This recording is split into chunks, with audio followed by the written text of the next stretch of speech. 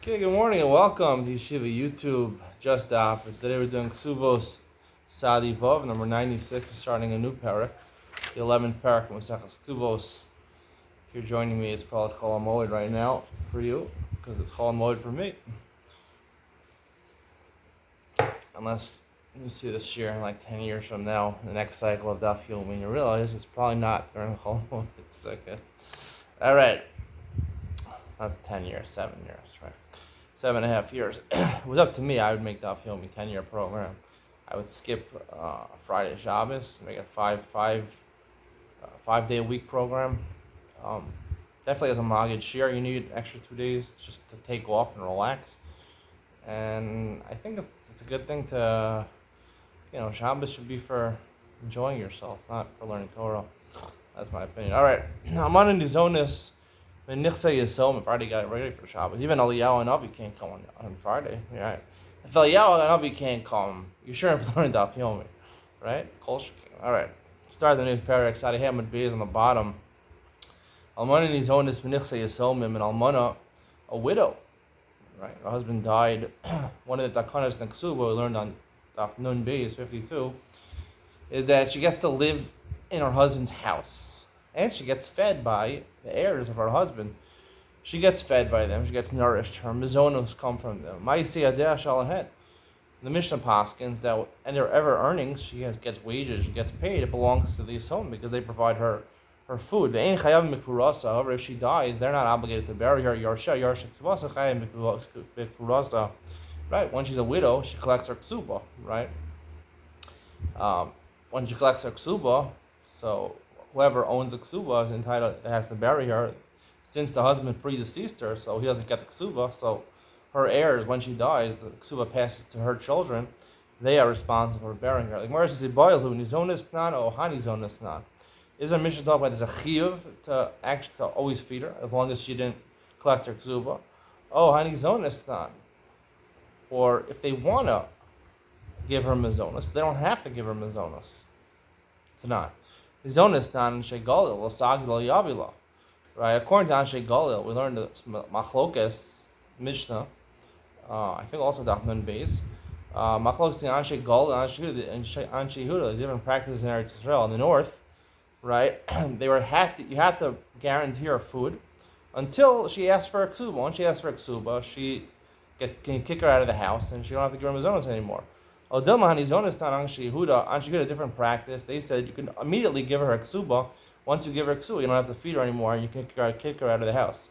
If they want, they don't have to give her. They can give her the ksuba first, and then she'll not have to feed her anymore. Tashma, top of Sadi Vavam and Aleph 96a. Amar Bzeira Amar Shmuel Mitzias Almana La'atma. Shmuel states, if an almana finds something, she goes in the street, she finds a $5 bill. I remember when I was 10 years old, I don't know, a shoe store after I bought shoes, I found a $5 bill with Abraham Lincoln on it. I remember, I never forgot that. That was such a big discovery for me. $5, that's a lot of money. Now how much $5 will get you maybe a gallon at the gas station. Amar Shmuel Mitzias Almana La'atzma, Mitzias Almana belongs to her. If you'll tell me that the real halacha is like Anshe Yehuda, that they're not obligated all the time to feed her. They could give her a ksuba and exempt her from the house. Right? Shapir, it makes sense that she gets the mitzvah because the mizonos is not, right, guaranteed. Aliyam is mizonos not. If you say it's guaranteed mizonos, they have a kabal, and the heirs of the father should be like the husband, not baal mitzvah isha labaila, right? In place of her giving her wages to him, her mitzvahs go to the husband. They provide her mizonos, and mitzias atachas mizonos sell. The words of Olam Emalach mizonos. Now, really, I'll tell you, like the halacha is, they are obligated to feed her. Like Anshe Gol, time of Mayim or Rabbanan mitzias yishal bali. However, the reason the Rabbanan gave a lost object the woman finds to her husband, Eva, right? He's providing her nourishment. She can do the least, at least things she finds in the street, she can give to her husband. Shouldn't have bad relationship, have a rancor between them. Honey, to have Eva. However, when it comes to the Yorshim, we don't want them to have a close relationship with these heirs. First of all, they're much younger. I don't know why they're going to want their mother, their their father's mother, maybe even if it's not their mother, maybe it is their mother.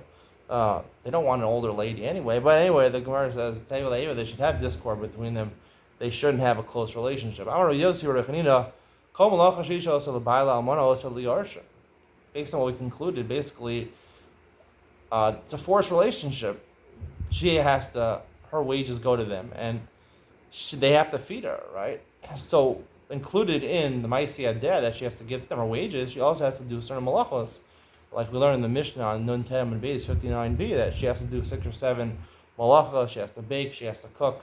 Almana also the Yorshim, she does it for the Yorshim, the heirs of her husband. Excluding, right, mixing his drink, mixing his cocktails, making his bed in a seductive way, and to wash their body, to wash their feet and their hands and their face, but not the rest of their body.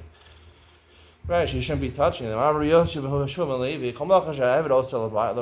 similar vein, right, an Evid, whatever an Evid does for his Rebbe, this is not really documented anywhere in the Gemara, but it mentions it a couple of times. They used to avodim. Think of a slave, whatever a slave does for his master, a butler, I don't know, or dresses him, brings him his food, whatever an Evid would normally do, basically anything the Evid has to do. A Talmud, also the Rabbah, a Talmud of his Rebbe Muvah. Presumably we're talking about his Rebbe that he's learned most of his wisdom from. So you learn most of your wisdom from that Rebbe, you should do for your Rebbe that chutz me'ataras minal. You shouldn't untie his shoes, take off his shoes, because then it looks like you're an Eved. Once you're an Eved, then an Eved can't marry Bas Yisrael. Amar Rava, people won't let him marry their daughters. Amar Rava, Amar Elva Makom Shein Makirna. So it's only talking about a place where they don't recognize him. Makom Shein Makirna, so they know this is the Talmud Chashuv, and Sion Lang. See the Rebbe, Talmud, and Sion Lang. They know Ben Sion Lang. Leisan Ba, they know I'm not an Eved. I'm a free man. I'm Ben Chorin. Amar Rav Ashi. We only talked about a case where he wasn't wearing tefillin. Talmud was wearing tefillin. If he's wearing tefillin, he could take off his Rebbe's shoes also, because people will know he's a Jewish person. Avodim don't wear tefillin.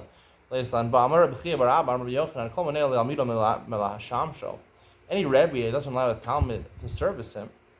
You're taking away an opportunity for the Talmud to do chesed. Removing from his friend. The Talmud's supposed to be like a friend also. Chesed. You remove from him the yoke of God, the yoke of Yerushalayim. I think it's a continuation of the previous pasuk. The fear of Hashem you'll leave. This is from Eov. Amar Ablezer. I had an interesting thought. The way they translate Eov in English is called Job, J-O-B, which also sounds like job. I mean, if you read it a different way, it would be job. If you want to bring misfortune into your life, get a job. I always recommend people should get jobs, but again, I mentioned many times, your vocation should be a vacation. Don't let it be a job, because that will really kill you. It's like, the short, long way to death. A long way to death is getting a job that you don't like. Amar Elazar, Eov suffered a lot. Amar Elazar, Almash Tafsa Metaltum Zanoseh, Amash Tafsa. This is an interesting discussion, right? We learned elsewhere that, or maybe we'll learn coming up, I don't know if we learned this elsewhere, that an almana, a widow, she's allowed to get fed. We just said she's obligated to get fed from the estate of her dead husband. She's also entitled to a ksuba from her husband. So both for the mizonos and the ksuba, the only thing that she can really collect from is karkos from real estate. She can't. The metaltalin, the movable objects, the watches, the expensive watches that her husband had, are not part of what she's guaranteed. However, let's say she goes and she went into his house, and she's living in the house, and she went into the safe. She knew the codes of the safe, and she took out some expensive watches, and she uses it to pay for her mizonos. Masha tafsa tafsa. Even though usually there's no karkos, it's only with metaltalin, she doesn't get fed. If she took the watches and she paid her mizonos, b'diavad it works. Tanya Amihachi Brisa says the same thing. Masha tafsa tafsa. What she took, he took. The There was an incident with the daughter-in-law of Shabbos. She stops at Diskim Leia Mos. She took a wallet full of money. Money is considered metaltalin also, and the Chachamim couldn't take it out of her hand. We'll discuss more of why in Iyad Ben Sin. Amar Avina v'lo Amar Elam Bezoni. We're only talking about for collecting for food. Aval Ksuva, if she tries to collect movable objects to pay off for Ksuva, Mafkinam, and we take it away from a Maskal. Amar Rav Rashi says, wait a second. My Shal Ksuva, the Mekarka Ivelam Metaltli, Ksuva, technically the Shibud only extends to Karkos, not Metaltli. Mazonas not Mekarka Ivelam Metaltli. Elam Mazonas my Tafsa Tafsa. Achanami Ksuva. If you're going to say that from Mazonas, but the evidence she took, she gets to keep it. So for a ksuba also, right? Amalei Rav Nachman Yisrael Bar Naftali the Ravina Hachi Amrim Mishmei the Rava Kavase. No, he said the Ravina one who distinguished between a ksuba and a mazonos. He says really the halacha is like you Ravina. Rava said this. This is how we paskin. A ksuba mashitav salotav. So if she collects, it's not considered collected. Mazonos, it is considered collected. What's the distinction based on? I'll talk about that in Iyad Ben Sion. Amar Rabbi Yochanan Shmei Rabbi Yosef ben Zimra Almana Shas Hashem V'Shtayim V'Shalosh Shanim V'Lotav Mazonos. Right, she had food, or she wasn't hungry for 2 or 3 years, and she didn't demand that the Yorshim, that the heirs to their father, give her Mazonos. Ibda Mazonos, she lost that claim to the Mazonos. So the Gemara initially asked, Hasha Shtayim Ibda Shalosh Mibayo. What is 2 or 3 years? Or once I asked my Rebbe, if you wait a certain amount of time. If you have stam yadayim, you're not sure your hands are torah or tummy, you have to wash them before. I forget exactly the halacha for netilas yadayim for eating a meal or something like that. And I remember asking my Rebbe, what's the shear? He said 20 to 25 minutes. I said, okay. Which one is it? Is it 20 or is it 25? What do you mean 20 or 25 minutes? Like the Gemara is asking here, 2 or 3. Sometimes people speak like that. It'll be like, people saying, go to the grocery store, give me like 3 or 4 cucumbers. What do you mean 3 or 4? Like, tell me which one you want, 3 or 4. How am I supposed to read your mind? So people say that they don't like to make decisions themselves. So they say 3 or 4. But I asked my Rebbe when he heard this. He looked at me angry. Like, how could you dare ask such a question? Like, what? I mean, like, come on. When I ask about halakha, I want to be clarity. I want to know what to do. What does 20 to 25 minutes mean? He wouldn't even answer my question. That's what I remember. I'm not going to say who my Rebbe is. My other share maybe you could figure it out. But anyway, the Gemara says 2 or 3, only 2 or 3. Which one is it? And the Gemara answers.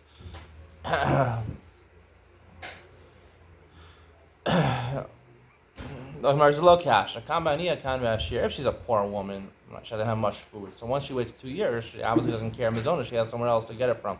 Now, if she's a rich woman, she has other possessions. She probably sold for her Mizonos. So then, when she waits 3 years, then she's considered lost Mizonos. If she's a prutza, she speaks her mouth, right? So if she doesn't open her mouth for 2 years, so she doesn't care about it. She was mochel. But snua, right, a woman who's very tsanua, she doesn't like to speak. She's very, she doesn't like to make her voice heard.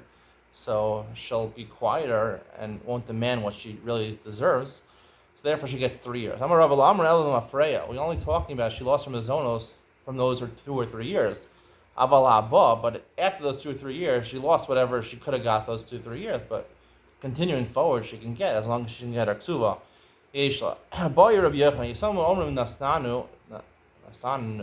We have machlokes.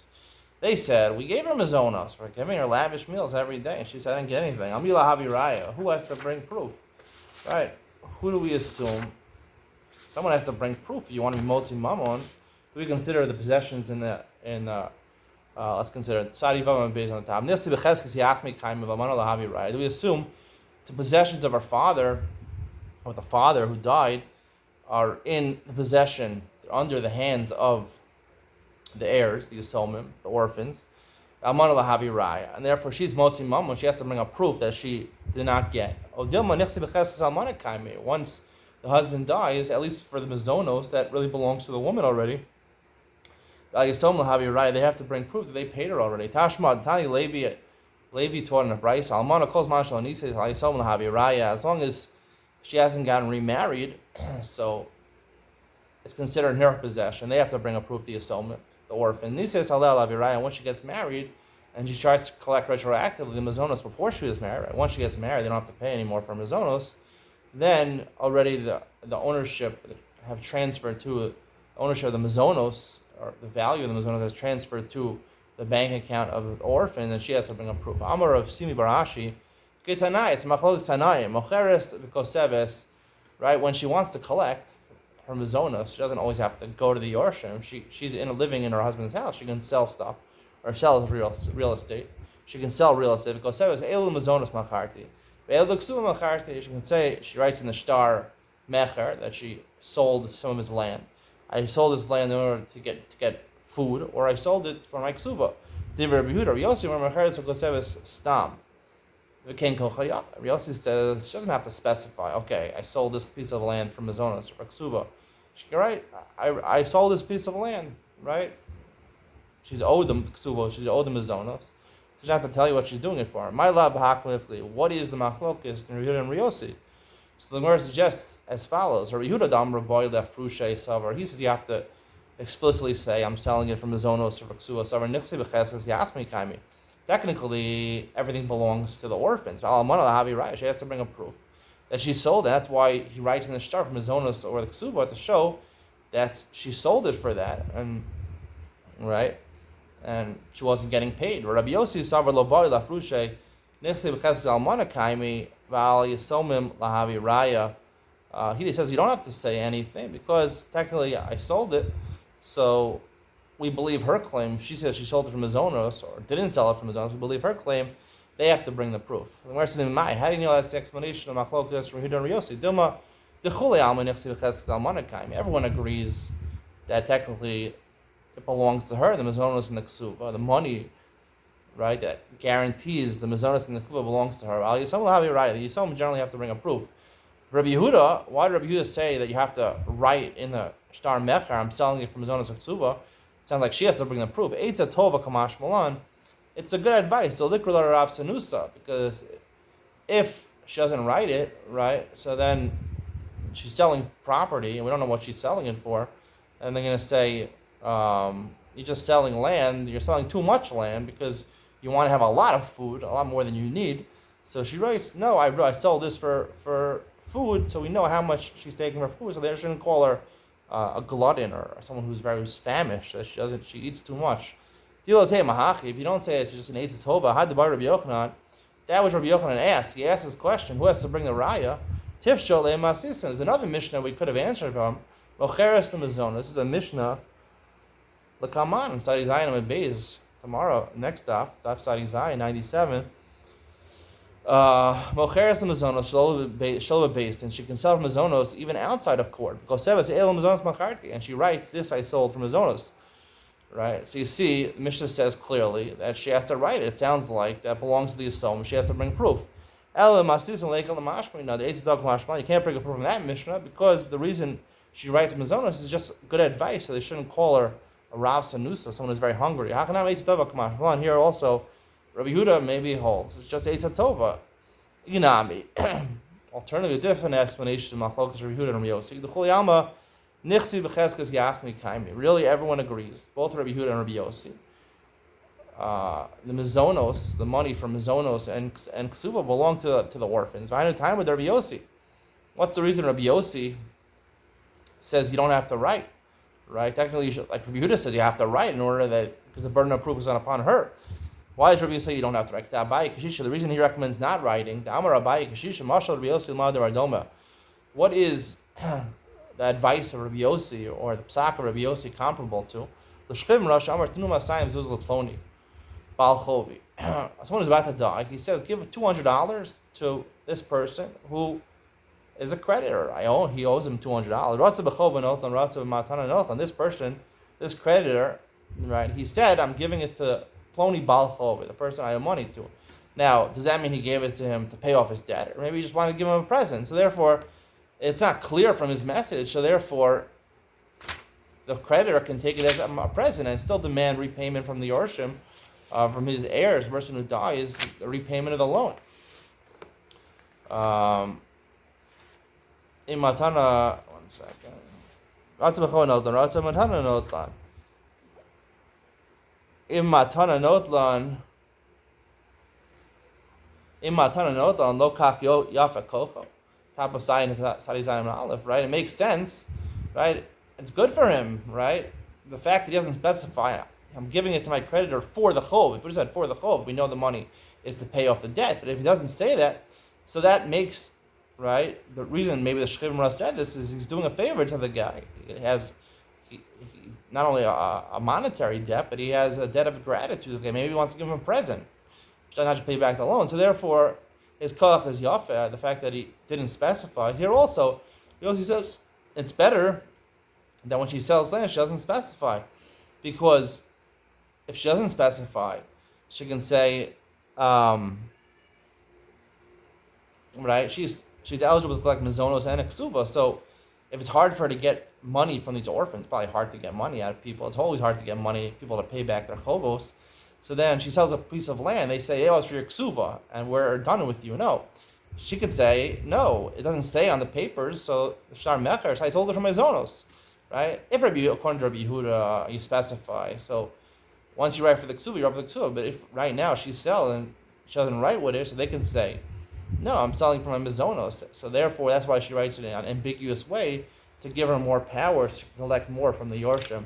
That's a recommendation of Rabbi Yossi. But really, technically, in terms of bringing a proof, it's on her to bring a proof, because the nechasim are in the possession of the Yisomim. We'll discuss this more tomorrow. Maybe not tomorrow. Maybe in the afternoon we'll give this share.